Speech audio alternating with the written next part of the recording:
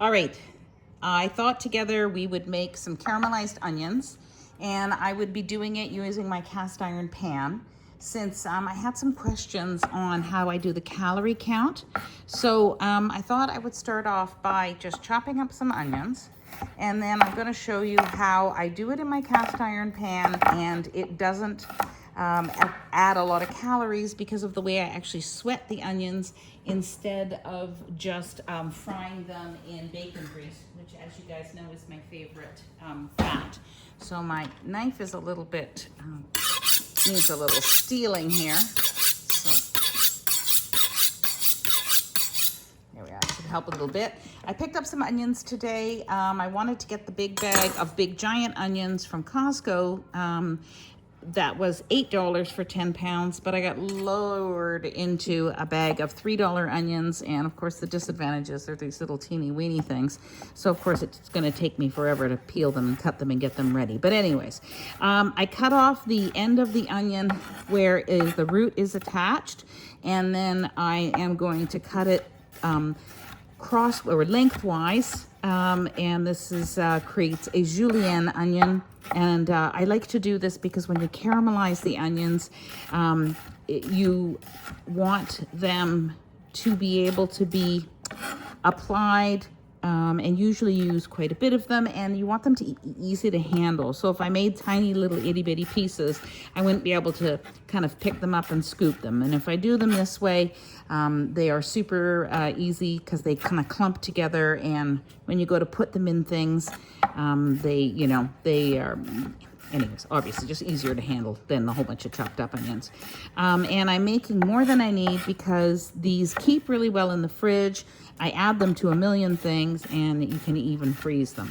So you've watched me chop onions here a bit. Next time you are going to meet me over at my cast iron frying pan. Welcome back over at the cast iron pan. I am going to turn the stove on and get that pan to start heating up. Then I am going to put a little bit of fat into it, and here is how I figure out how much fat I've used for my recipe. This is my bacon grease, and it's in a pot, and it's on the stove or on my scale already. So I'm going to turn my scale on, and then I am going to take an amount. I usually try and keep it to like a teaspoon, which is about 5 grams.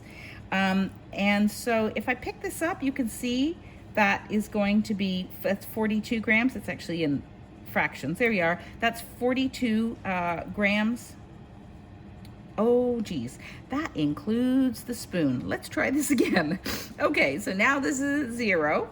So what we're gonna do is we're gonna take an amount out.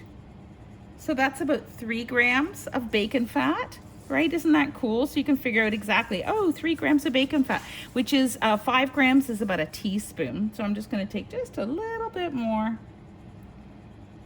Come on.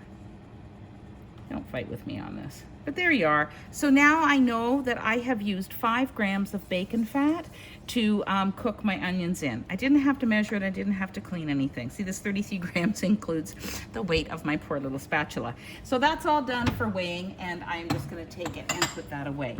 Now we are going to start by putting the onions into the frying pan. And the way that I do this is to sweat the onions. So what I'm going to do is I'm going to start them off in the frying pan, which is now getting nice and hot. I'm going to start them off at high heat. Let's move this over to the frying pan. There we are. And then I'm going to cook them down. So in the beginning, I'm going to use higher heat because I am going to what we call sweat them. I am going to break down the fibers a little bit, and I am going to cook them until they are translucent. And then after they are translucent, I am going to put the lid on as they start to take color, because that will keep the moisture in the pan, and it's almost kind of like steaming them a bit, but it helps break them down without the need to add more fat. So join me again soon. Welcome back to the caramelizing onion pan. So you can see now that the onions are definitely starting to wilt, and they are also taking on a little bit of a light brown color. Now, You don't want a lot of color at this stage because they will start to burn if you try and just cook them this way, unless you intend on adding a lot more fat. And of course I intend on adding no more fat. So basically at this point, I'm actually going to turn the heat down a little bit, and I am going to cover them. And that is going to force the onions to sweat. And then the liquid of the onions is going to be what's cooking them, as well as the heat from underneath.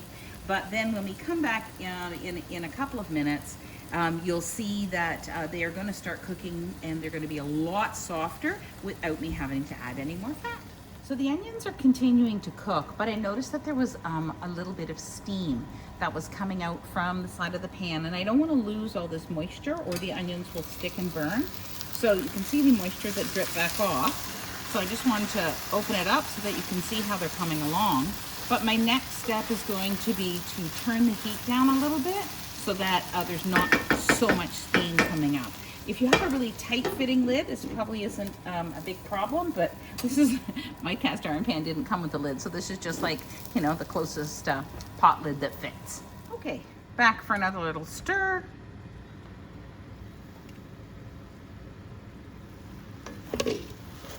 So you can see now that the onions are really starting to cook down and sweat. They haven't taken on a tremendous amount of color. There are little pockets where there's some color. So we're just going to make sure that everything is evenly stirred. Distribute that color evenly so that no one area gets a lot darker than the other, and continue to come back to it every, 5 to 10 minutes. And give it another little stir. Okay.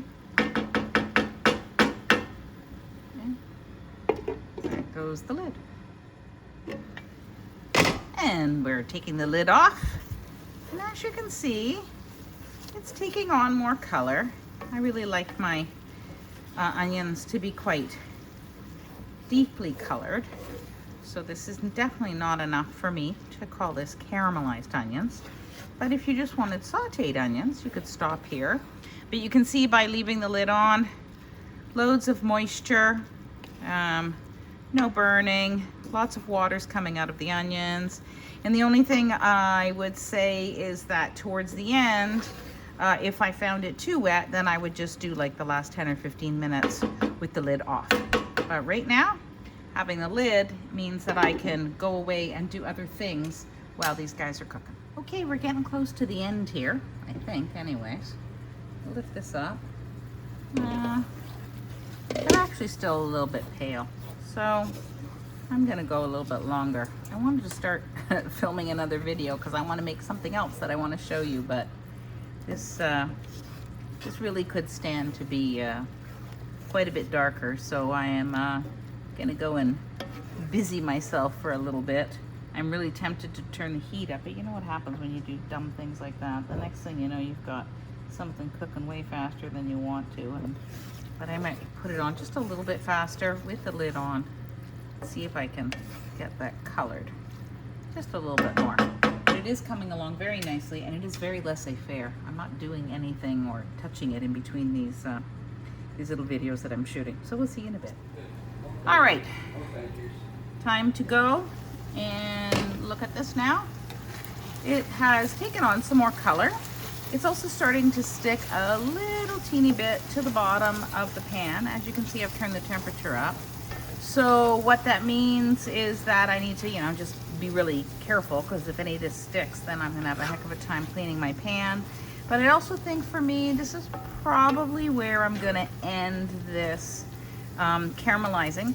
There is a very strong light over top of the camera, so the onions are a little bit darker than they appear in the camera, and I'm going to use them for that caramelized onion and Swiss cheese quiche square, like crustless quiche that I make, and this will be good enough for that. So there we are. Now we have caramelized our onions. There's very, very little fat in the process. And it's ready now for a whole bunch of recipes. This is just awesome on anything. You can use it on like grilled chicken. You can put it in soups. You could put it, there's just so many applications for it. So it is an absolutely fabulous little condiment. to have in your fridge in a little container. It can really brighten up even the saddest meal. Thanks for watching.